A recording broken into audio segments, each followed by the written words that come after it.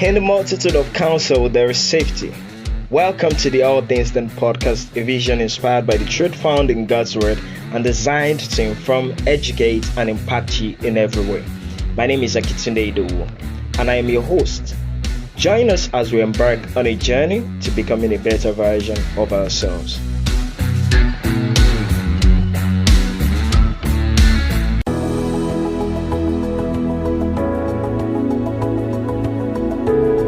Good day, everyone. Welcome to today's episode of the All Things podcast. My name is Ayomide, and I'll be hosting today's episode. So today we have a very important guest in our midst because we have a very, very important and interesting topic to talk about. Really, it's a very interesting one for me actually, because environmental consciousness is something that, let's not go there first. All right. So we have Miss Toluwalase Abiono Peace. All right, I'll go into our profile now.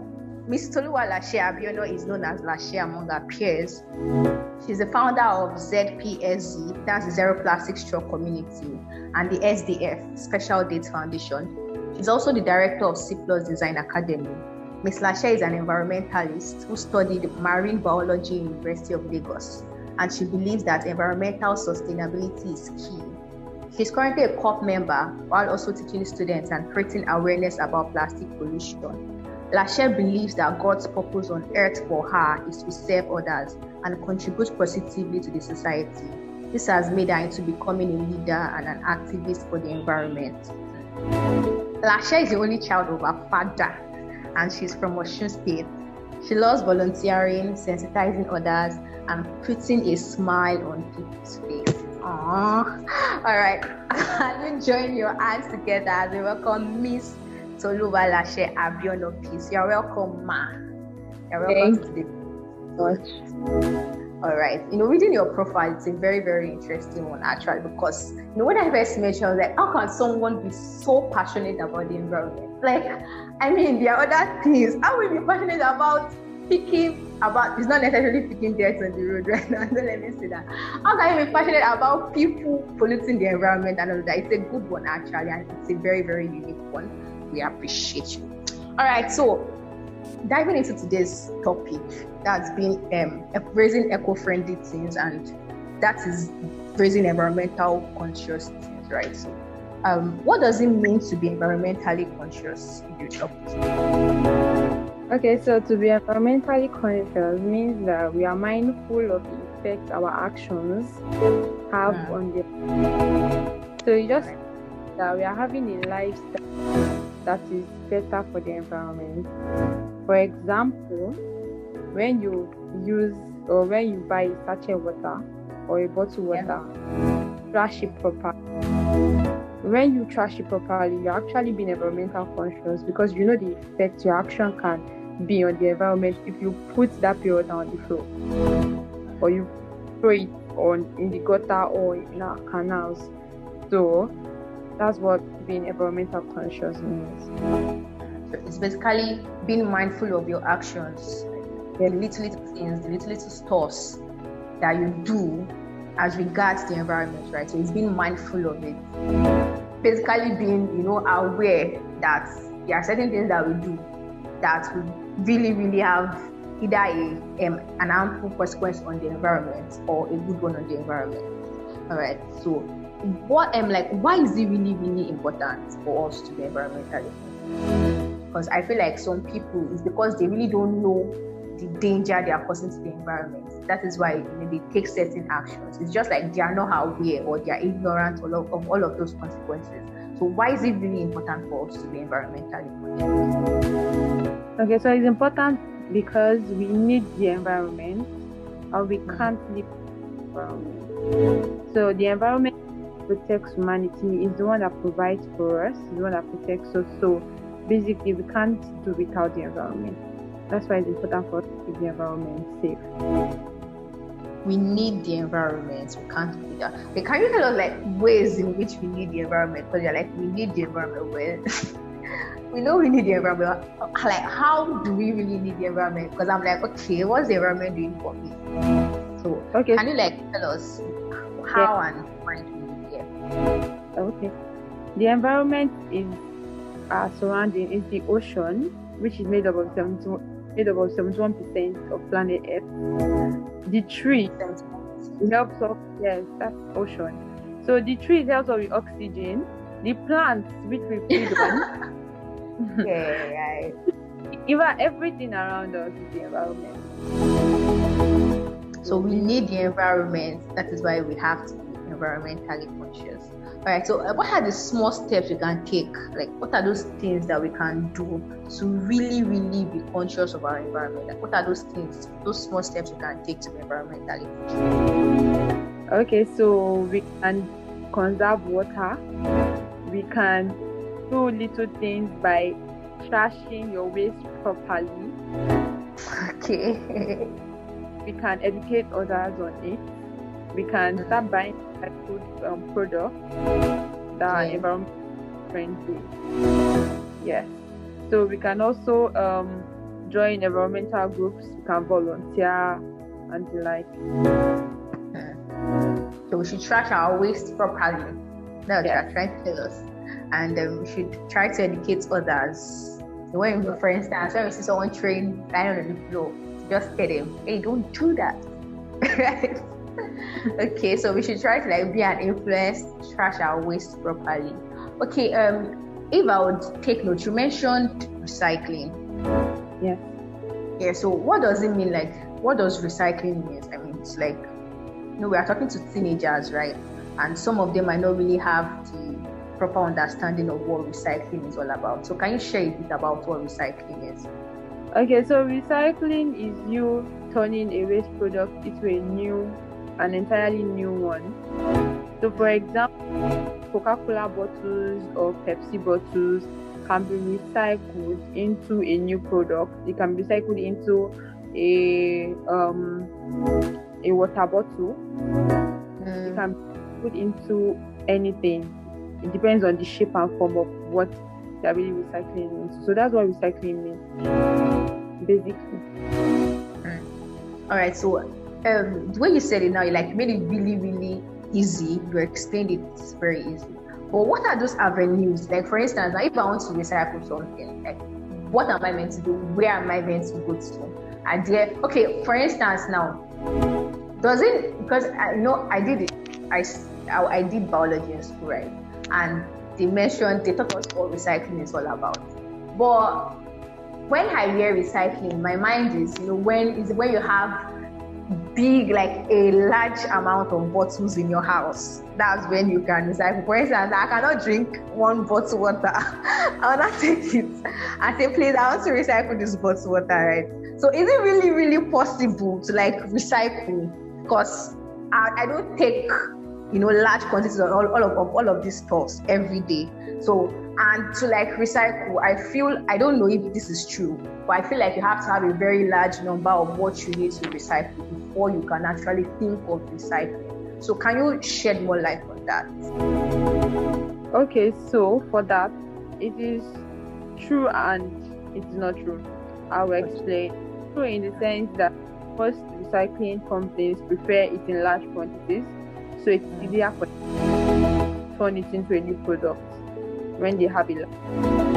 But it is also not true, because your bottle water they are taking one per day.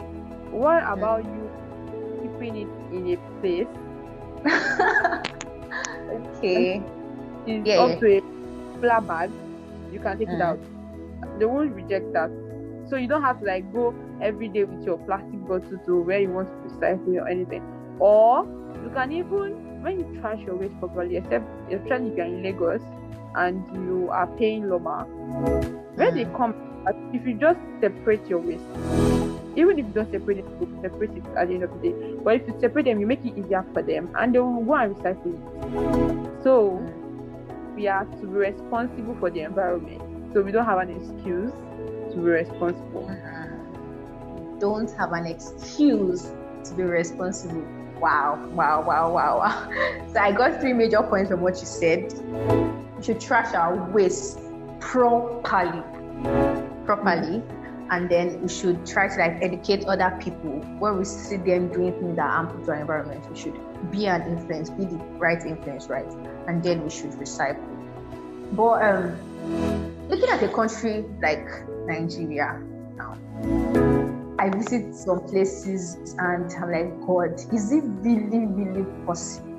Like, Nigeria is, don't let me abuse my country, but Nigeria is somewhat of a very, very dirty country.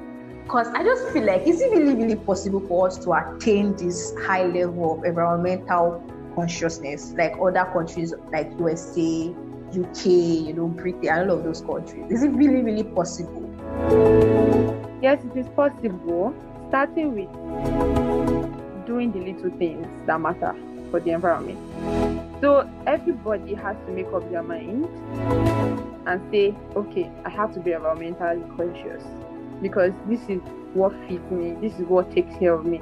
So I have to make it happy, for me to be happy, basically.